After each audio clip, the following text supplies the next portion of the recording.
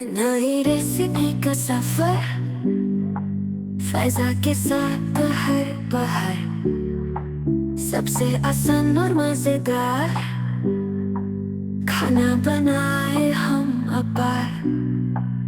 सालन हो या बिरयानी,